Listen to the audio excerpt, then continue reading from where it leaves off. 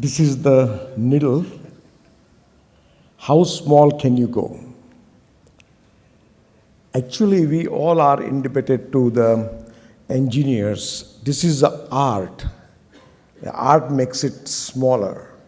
And this is the engineering work which is make the instrument small and tiny. I think we are really grateful to the engineers, especially Mr. Hans from the Polydiagnostic, who picked up the idea, and he working, whatever you say, he tries to do that. And this is how we come to the micro-perc. How small can you go? At the moment, we all know the application of various modality is changing from Germany to USA and to India in my place. Still, PCNL remains the main method of treatment because the stone is larger, stone is has a multiple way it presents, plus it is the shortest and simplest and quickest way to remove the stone and send you home. Ureteroscopy is becoming more popular because here the size of the stone decreases as medical screening goes on, patient comes, compliance of the patient is much more, and we use a ureteroscope. Ureteroscope is costly, especially for us, and we are looking if we can remove all the stone with the PCNL, but then PCNL had a more morbidity, had a more blood loss, and we looked at the factor affecting the blood loss during the PCNL. We did a prospective study, and one of the things which we found that as the size of the tract increases, the blood loss also increases, especially in pediatric age group. If you have a single tract less than 22, and if you have a single tract more than 22, there is a statistically significant blood loss in larger size of the tract. All the complication of PCNL, bleeding, perforation, callicial tear, infundibular tear, persistent leak, pain, nephron loss, all can be attributed to the size of the tract. Now, there was a lower pole stone, which is always a problem for us, whether we should do a ESWL or we should do, there are so many things has written about the success of the ESWL in a lower pole. Flexible ureteroscope is difficult, deflection is difficult, and sometimes with heavy deflection you can have the damage to the scope. And then PCNL can have little bit of more morbidity than any of them else. They divided the group into two parts. One was less than 1 centimeter into ESWL and ureteroscopy, and more than 1 to 2.5 centimeter into URS and PCNL. And what they found that for a 1 centimeter less, the ureteroscopy had more clearance than ESWL, but still it is 52%. While ureteroscopy, it was 40% and PCNL was 74%. That was the maximum they could achieve. But the 5% secondary procedure was less in PCNL. Intraoperative complication were less in PCNL, but postoperative complication was much more. So we thought of why can't we go a little smaller? Now we duplicated the concept of optical visualization of the tract in laparoscopic surgery. We all know this, the needle, where is needle, and the 2 mm telescope. In laparoscopy, a fiber-optic equipped 3 mm safety needle allows a visually controlled access to the abdominal cavity. It was a Marcus Bader from Munich who used this needle to find a perfect puncture which will go from the skin to the cup of the calyx, and then under vision he will see there is no major bleeding point, and then he would accept that for using a PCNL when he would dilate it to 30. So he used it only to get the access, and he did it in the 15 cases. He did single track access, and there was a visual confirmation of a right track in all 15 cases. So we thought, why can't we use that needle and access with little modification for the stone removal? This is a needle, this is a 16 gauge needle, a 4.85 French in 3-part optical needle. This is a 16 gauge. And this is the 3-part, the sheath, the beveled hollow needle with a tip which could puncture, and the steelette. This is the 8 French sheath with the obturator. I'll come to that a little later. And this is a flexible fiber optic telescope, and you can see that it can bend completely. And this fiber optic telescope is 0.9 mm. So very, very small, and it has got a 10,000 pixel. The image quality is better. So if you look at in the water, it is 120 degrees view, you get it. And then this is the assembly. This is the needle. This is the breech where you attach the irrigation, and then this is the telescope going. This is the adjustment of the telescope, which will come up to the tip of the needle. And the beauty about this is that the telescope goes right away from you. So if you weigh, the needle is nothing. It is just very light needle. And then if you once you are inside and once you visualize the stone, you can use a 3-way catheter. And this 3-way catheter, you can put a telescope, you can put an irrigation, and you use a laser fiber through the needle, and then you can disintegrate the stone. If for some reason the stone migrates to pelvis, or the stone is in the pelvis, and the needle may need to manipulate yourself, then you can use that 8 French sheath, which is when the same attachment can be done on the sheath. But here you can use additionally a lithoclast or a small pediatric ultrasound burr where you can disintegrate the stone and you can suck out the stone. And this is the attachment for the telescope, for the light source and the camera, which goes right up to away from you, and it doesn't come in the way. Now let's take an example. This is a small stone, and this is the dilated system. This is the first case we did, just to make sure that we have a right thing. Under the ultrasound, this is what I do, punctured the lower calyx, and here the stone was visualized. Once the stone was visualized, all the assembly was removed, and 3-way adapter was used, and the telescope was adjusted till the tip of that needle. Now here with a laser fiber, which is 200 microns, you slowly disintegrate the stone. This stone is soft. It is a calcium oxalate dihydrate. But here you can see that with a needle and a visualization, you can able to disintegrate the stone. Here you can see that stone is slowly being evaporated into a foam, small fine fragments. Now here you can see that the needle is can be adjusted, and this stone was at the junction, which was completely disintegrated. We took the small stone. As a matter of fact, what we do is we limit our stone to 1 or 1.5 centimeter. And here, at the end of the procedure, there is just a small needle mark. And this is the end of the next day. We just remove the ureteric catheter, and then patient goes home.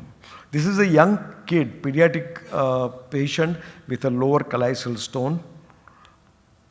And here again, under the ultrasound, we puncture the stone-bearing calyx. Now here you can see the track completely, and you can come out and little go in to make sure there is no major bleeder point here. So therefore, this is quite safe to accept it. Once it is there, you can go inside and you can visualize the stone. And then again with a laser fiber. It is nice to have a colored laser fiber so you can visualize it better. And here the stone is completely broken into a fine fragment. Once it is broken, we must make sure that it is so small that it will pass by itself. Like ESWL, it will fragment the stone, but it will pass by itself. So we must make sure that the stone size is small, so stone burden is small. And once it is there, confirm that everything is okay, you can take out the needle, and you can, that's the end of the procedure. So that's the ureteric catheter. Now you take this stone. This is a lower callicial stone. It has got a narrow infundibulum. Even if you do ESWL, there is a difficult chance that this stone fragment will clear out, or if you pass a flexible ureteroscope, it is difficult to deflect so acutely and take out the stone and fragment it. And here it will be easy, straightforward to puncture and to the stone and disintegrate the stone. Now here you are disintegrating, but with the flow of the irrigation, the stone small fragment fly off. Now here you can see that this is a stone, and with laser, again the stone is broken, and again it has been cleared there and then. If the stone is larger, then of course you can use a mini perc. Mini perc, which is 15, 16 or 21 size, depending upon the size of the stone. So here you can see that the whole stone luckily is in such a calyx that it can't fly off unless it is a small fragment. And here you can see the vision, which is very clear, and you can take out at the end of the procedure. This is another stone in the lower pole, but it is little hard, or there was a little dysfunction of the laser. I do all the puncture on the ultrasound, and then sometime if you need, you use a fluoroscopy, and once the stone is confirmed, we visualize, we start disintegrating.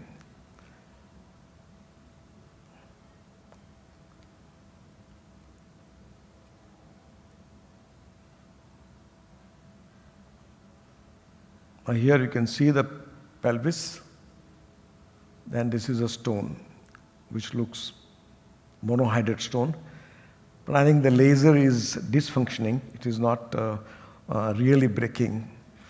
So either we have a two choice, we dilate it, or we do the mini perc, or it looks so nice. What we did, we pass a 8 French cannula and use a lithoclast. And with the lithoclast, through the 8 French cannula, we broke the stone, sucked out the small fragments, and cleared the stone completely. So if you have a stone which is a little larger, and if you want to break it and suck it, then you use the 8 French cannula. Otherwise, the rest of the thing is same, and then you clear it. Now this is a patient who has got a stone in the pelvic kidney. You can see here in the pelvis, and this is the CT reconstruction, and in that pelvis, in this kidney, there is a stone. So here is a stone. This is the contrast study, and here we are puncturing under supine position under the ultrasound. And here you can see that needle is going into that window and going into the calyx. If there is a bowel, you can push it, and then you can find a window. Once it is inside now, you can see the track, which is clear. Once you are inside into the calyx, and you can see the stone, which is in the pelvis of that ectopic kidney. Now here is a small needle. Even if you puncture a bowel or something, you can take it out, nothing is going to happen. And so you only see whenever you do visual puncture, then suppose if you go through any organ which is not this thing, still so long as you don't manipulate, so long as you don't move the needle, you will be safe to take it out, and then without a problem. Now slowly the stone was reduced in size and then broken, and then it has been cleared. And then you took it out. This is a post-operative X-ray. A DJ stent was kept. Now this is another stone, which is a large stone in a children. Here we punctured. It is in the pelvis. So we had to slowly go into the pelvis, and the stone was little larger.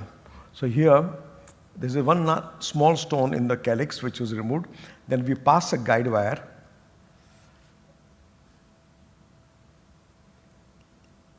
Then we went to the pelvis and we broke the stone. It was a quite big stone, and it was near the pelvic junction. So it was trying to go around, so we passed the guide wire, and over the guide wire we passed a 8 French cannula. So this is just a single step. No dilatation is actually necessary. And this is the 8 French cannula. And then rest of the same assembly we adjusted, and then we broke the stone. Since this was a child, this is the stone which is at pelvic junction. Now here, with the little steadier cannula, you can move the cannula without any problem. It doesn't bend. Then if it was a needle, probably it might bend. Now here we keep the ureteric catheter, and that ureteric catheter drains the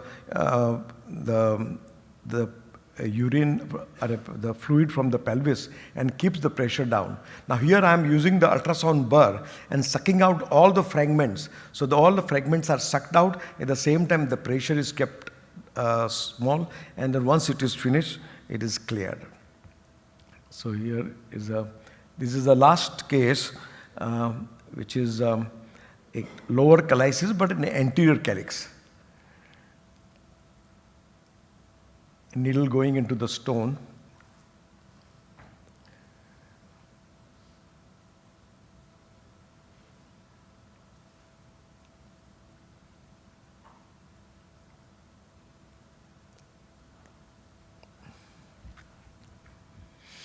Anyway, all the steps are same as before, so I think I will go ahead, because this was a stone was cleared completely from the left side. Now we have done 76 cases so far with the micro perc. In 5 cases we have to convert to mini perc because there was some bleeding because of the tip of the needle, and we converted to mini perc and did it. And if you see the VAS score, visual analog score, was earlier at 6 hours 5 to 1, and complete clearance was achieved in 86%, and this is a residual stone in 7.89%, and CRF was insignificant fragment in 5.2%. Hospital stay was in hours, was 62 hours. Then we did 31 cases of micro perc with RIRS. That is exactly what we are trying to compare. And here, all the parameters were same, demographic size, laterality, everything is matching, the pelvis position site. And here the operating time was 51 versus 46 minutes. Double J stent was required in 7 cases, here 22 cases. This is a minor complication. Again, the same thing. Then in RIRS, the visual analog pain score was less. Analgesic requirement was little less in RIRS compared to the micro perc, and hemoglobin drop was almost equal. And the stone clearance was 86%, 0.7 compared to 90%. Residual stone was 3.2 and 9.7%. So almost both the data are comparable. That means that the micro perc is comparable to RIRS in disintegrating the stone of less than 1.5 centimeter. We have done now a multicentric trial, 7 centers excluding our center. Total cases 70, 10 in each center. We did micro in 62 and mini micro, that is 8 French cannula we use in 8 adult 68 to 2, stone size 1.2, stone clearance was 100%, and this was a complication which was clavin grade 1 and 2, not major. We had a concern with the intra-pelvic pressure, and this was a study done by the Marcus where he measured the irrigation flow rate at a different pressure point. And what we did experimentally, we put that pressure, and we wanted to reduce the pressure in the pelvis. So we saw that if you put a ureteric catheter 8 French and you use a pump or a syringe, then the pressure remains much less. And if you use ultrasound burr, like through 8 French, the pressure will come down to 0. So with this, we could achieve the low pressure under the in the pelvis, so it will avoid any complication and things like that. So pressure reducing mechanism is necessary. We have done the test, but we are still doing other tests to make sure that the intrarenal pressure doesn't increases, because we use pump to irrigate and we keep the pressure down. Improving the optics, that is the most important thing which we are planning, from 10,000 to 20,000 pixel. So we can use, if you use 8 French cannula, then you can use the 20,000 pixel, because that will be not 9 millimeter, it will be 14 millimeter. So we will need a bit little larger pieces. Now, randomized control trial we have done for the RIRS, we would like to do it for the ESWL. Multi-centric trial is finished and it will be under publication. Cost analysis has to be done. So at the moment, what we think, it is a good for 4.5 needle for 1.5 centimeter calcium oxalate dihydride stone with laser. 8 French sheets for the 1 to 2.5 centimeter calcium oxalate monohydrate, ultrasound and lithoclast energy source. Patient selection should be lower callosal unfavorable anatomy, pediatric patient, ectopic kidney, callosal diverticulum, or a single pelvic stone with a good dilated system, which you can clear it and then do it. So with this, I think our first feasibility study and randomized study, multicentric trials are over. I think this should be open to all the endourologists to use it. I personally feel it's quite good, especially if in combination with a standard size PCNL, which you are doing for the stegon. And if you have a small callosal stone, you can do a micro perc and doing. Any access you would like to have to the kidney under vision, then you can use it to pass a DJ. If you have obstruction lower down in the ureter because of malignancy or something, you want to pass antegrade DJ stenting, we are done with this, you can do it. I think this is the thoughts. I think this is an engineering challenge which is done very nicely, and I'm really grateful to the engineers for developing such a nice thin like microscope, small telescope through which you can see quite a bit. Thank you.